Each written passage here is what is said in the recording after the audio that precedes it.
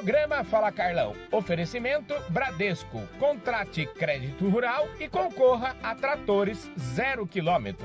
Olha só, gente, o programa Fala Carlão é a semana agroambiental no programa Fala Carlão e hoje Deus ajuda a gente sempre. Olha, embaixador, obrigado pela sua gentileza de falar conosco aqui. Olha, é uma alegria estar aqui na Fiesp, que juntou gente incrível para nós termos uma grande força de Brasil, de todas as áreas reunidas, para a gente fazer da COP30 um momento extremamente positivo para o Brasil. Uma coisa que o senhor conclamou aqui, a gente já está na nossa terceira COP, e esse ano a gente vai para o Azerbaijão, ano que vem a COP30 aqui no Brasil. A gente precisa cozinhar a COP, precisamos ser cozinheiros desta COP. Exatamente. E acho que o senhor trouxe essa mensagem aqui. Tem uma dimensão da COP que já vem carregada de reuniões de vários processos, mas tem certas prioridades que têm que ser cozinhadas aqui no Brasil para que nós levemos ao mundo essas prioridades. Quer dizer, o senhor a gente precisa... qual que é o papel da iniciativa privada neste ponto? É central porque a COP do clima é uma reunião essencialmente econômica. Todos os países estão tendo que fazer esforços e sacrifícios para se adaptar a essa nova economia de baixo carbono. Então, o setor privado tem que não só contribuir pela tecnologia, pela experiência e pela importância dos próprios negócios, mas, sobretudo, eles é que têm a noção da realidade, do custo dessa transformação para uma economia de baixo carbono. Então, não há economia se não houver o setor privado e, portanto, o setor privado tem um papel absolutamente essencial, uma contribuição enorme a dar. Agora, eu penso que o Brasil, por onde eu ando, eu só recebo, assim, as pessoas do mundo inteiro com quem eu converso, elas falam muito que o Brasil é a salvação da lavoura. Pois é.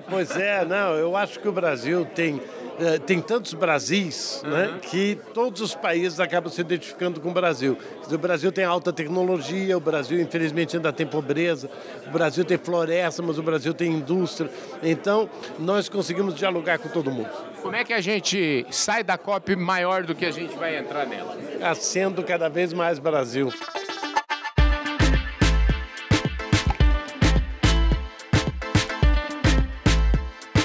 Olha só, gente, esse é um Fala Carlão homenagem aqui. O Hugo Canha está recebendo uma homenagem especial.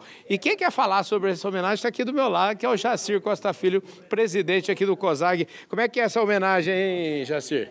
O Hugo está recebendo o título de cidadão de Araçatuba, um reconhecimento muito importante, porque o Hugo sempre vislumbrou o progresso daquela região e agora, como presidente da UDOP, ele está estimulando bastante o desenvolvimento daquela cidade, da agroindústria naquela cidade e principalmente trazendo o ensino profissionalizante, voltado para o setor sucroenergético, que tem um grande peso na região oeste do estado de São Paulo, para dentro da UDOP e para dentro de Araçatuba.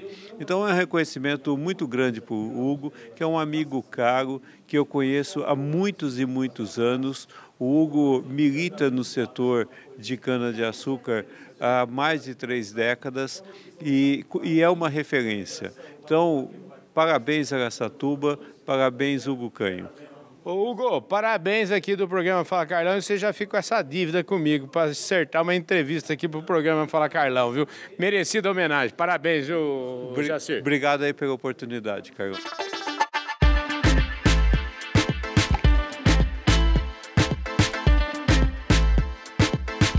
A senhora começou a sua colocação, eu queria até perguntar para a senhora poder trazer esse raciocínio.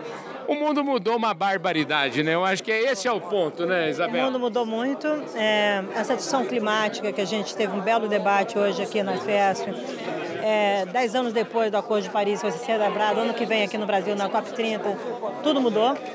As condições geopolíticas do mundo mudaram, as sociedades estão em movimento, né, e as pessoas não percebem isso.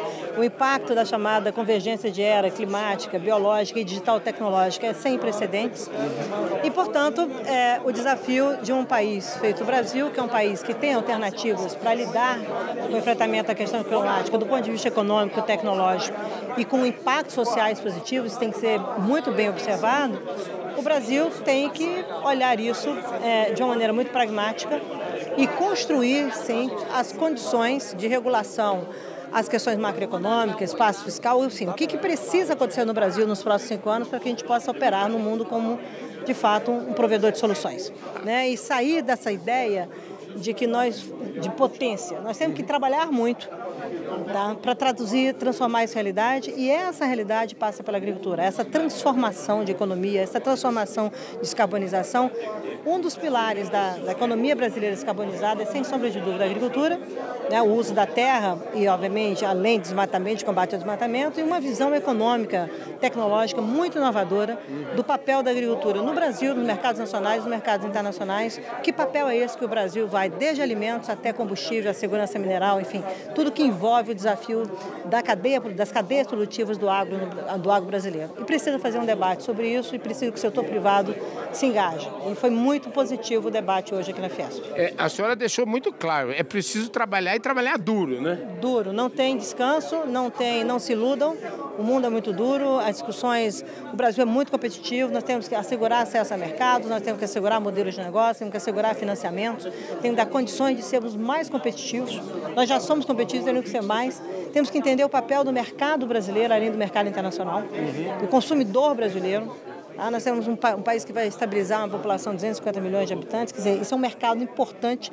Então, eu vejo muito internacionalmente, porque vão produzir isso, vão produzir aquilo, que mercados vão competir, mas tem um mercado nacional. E o Brasil tem tecnologias, o Brasil tem SAF, biocombustível, quer dizer, nas alternativas energéticas, do enfrentamento do problema climático, que é um problema de substituição de combustíveis fósseis, o Brasil tem uma das alternativas sob o seu domínio, que é biocombustível. Sim. Temos um papel importante em eólica, temos um papel crescente em solar, entendeu? O Brasil, na própria questão nuclear, o Brasil tem espaço para discutir isso de outro jeito, e o Brasil pode ser, como foi dito aqui, uma referência no mundo numa das soluções que é biocombustível. Segunda geração, desde a questão de aviação, de como é que a nossa indústria vai ser impactada, como é que é isso? Mobilidade, as cidades, um país 87% urbano. Então, nós temos que entender o papel da agricultura nessa contemporaneidade, né? Se fomos capazes, há 50 anos atrás, de tomar uma decisão de não mais importarmos alimentos e nos transformamos no que nós transformamos, qual a decisão estratégica, ou quais as decisões estratégicas que o Brasil precisa tomar hoje para ser uma agricultura muito competitiva, campeã e provedora de soluções para o mundo nos próximos 30, 40 anos, numa era climática. É essa a decisão de hoje, não tem como postergar mais. Sim. Agora, isso precisa do setor privado, como eu falei, precisa de outros adultos na sala. Isso não é uma questão só de Brasília, só da Esplanada, isso é um debate. O deputado Arnaldo Jardim mostrou aqui vários pontos positivos da performance do Congresso Nacional e uma leitura de imagem reputacional, às vezes negativa, muito negativa, percebida pela sociedade brasileira e pela questão internacional. Nós temos que reverter isso, nós temos que trabalhar e, obviamente, reconhecer aquilo que estiver errado, corrigir o rumo. Sim. Tem que corrigir, não tem que desmontar a agenda ambiental, tem que construir. O Brasil é um país que não tem que separar de maneira nenhuma a proteção ambiental da produção, da produção de alimentos. E acho que nós temos que abandonar, deixar de lado essa história de negacionismo. Tanto, sim, se há um negacionismo por parte de alguns climáticos, acho que não cabe mais, vejo o que está acontecendo, e por outro lado também há às vezes eu percebo que há um negacionismo por parte de alguns atores da agricultura. No meio dos dois tem o Brasil. Sim. Vamos deixar isso de lado, vamos cuidar do Brasil, vamos parar de falar mal do Brasil. Acho que o Brasil tem que cuidar do Brasil, o Brasil tem que vir para essa COP mostrando o que nós somos, de positivo, e que nós vamos corrigir. Porque nós também, todo mundo tem problema. Sim, agora, claro, nós temos mais soluções do que problemas. Então, eu acho que esse é um engajamento e um grande pacto político, como foi sugerido aqui com a sociedade brasileira, para entender que história é essa de viver num mundo que tem risco climático. Nós temos que entender isso e não ter medo, não é narrativa em tragédia, é narrativa em que você consegue ser provedor de soluções e se prevenir das tragédias. Pois é. Ministra, a gente, parece que o agro, assim, a gente está acostumado, né? Eu viajo o mundo inteiro, todo mundo fala da importância do agro do Brasil, a gente está mais ou menos com aquele aluno, que é o melhor aluno da sala, mas ele tem coisas para aprender. Eu queria que a senhora falasse o seguinte, assim, pontualmente, quais são as perguntas, os desafios que, na sua visão, o agro precisa enfrentar? Primeira coisa, precisa ter métrica. A gente tem soluções, mas a gente não tem, o fazendeiro no Brasil, o produtor rural, não tem métrica. Ele não tem documentado aquilo. Isso está associado às cadeias produtivas e à transparência das estruturas de negócio e acesso a mercado. Então, você tem que documentar. Se não tiver documentação... Não existe. Não, como eu chamo greenwashing. Eu faço, mas ninguém sabe. Quer dizer, há anos o Brasil faz fixação de carbono e solo, Sim. O Brasil trabalha lavoura pecuária, o Brasil tem plantio sobre palha, agora os Estados Unidos estão descobrindo isso, não sei o quê. Plantio direto, já faz desde imagina, lá atrás. eu cresci ouvindo isso. E hoje estão descobrindo isso. Ah, muito bem, isso precisa ser documentado, isso precisa ser um ativo de narrativa brasileira. Entendi.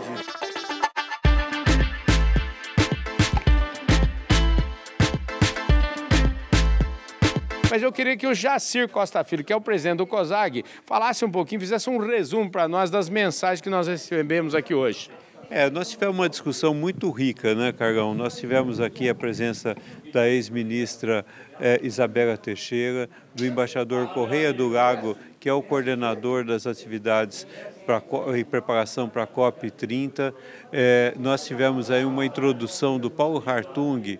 O Paulo Hartung milita nesse setor há muitos anos e hoje ele é presidente do IBA, que trata de árvores plantadas e com isso ele tem uma grande atuação e uma grande presença nesse setor. E foi concluído pelo Joaquim Levy. O Joaquim Levy, aqui dentro da Fiesp, ele lidera o grupo do mercado de carbono, que é um assunto bastante importante para a indústria paulista, para a indústria brasileira, e foi discutido de uma maneira muito ampla como que a gente pode fazer uma mensagem única do Brasil, sem os antagonismos de ambientalista versus ruralista, de indígenas versus ruralistas. Então, nós precisamos ter uma mensagem do Brasil para mostrar aquilo que o Brasil tem de bom. E essa foi a grande conclusão, o grande clamor que foi feito tanto pelo embaixador como também pela ministra. Então, essa conclusão que a gente tem uma grande oportunidade que nós temos de aproveitar. O Brasil tem uma oportunidade única de mostrar que ele é uma grande potência agroalimentar e que o Brasil tem características muito importantes socioeconômicas para mostrar para o mundo que precisa aumentar a preservação. E uma outra conclusão que foi trazida aqui pelo Joaquim Levy é que a gente tem um grande inimigo da mudança climática, o uso de carvão. Hoje, o grande poluidor do mundo é a China, que emite 30% do total de emissões globais e 65% da energia chinesa vem do carvão. Então, a gente fica numa contradição muito grande, olhando o pequenininho, né, que contribui muito pouco para as emissões, e esquecendo aquele que realmente é o grande emissor. Então, esses pontos de alerta também foram discutidos aqui dentro. Eu acho que essa é a grande mensagem que a gente tem de levar. Nós temos muito para mostrar, não podemos nos envergonhar de nada do que nós somos, porque nós somos hoje uma grande potência agroalimentar. Maravilha, gente. E para você assistir na íntegra as entrevistas que eu gravei aqui com o embaixador André Correia do Lago e com a Isabel Teixeira, você continua acompanhando firme aqui a nossa semana agroambiental do programa Fala Carlão. Jacir, obrigado, viu, querido? Obrigado. É sempre um prazer estar com você aqui e você abrilhantou mais ainda essa nossa reunião com a sua entrevista e com a divulgação que você vai fazer. Com certeza. Vamos que vamos. É isso aí, gente. Um forte abraço para todos vocês. Semana Agroambiental, programa Fala Carlão. Rumo Azerbaijão, rumo Belém.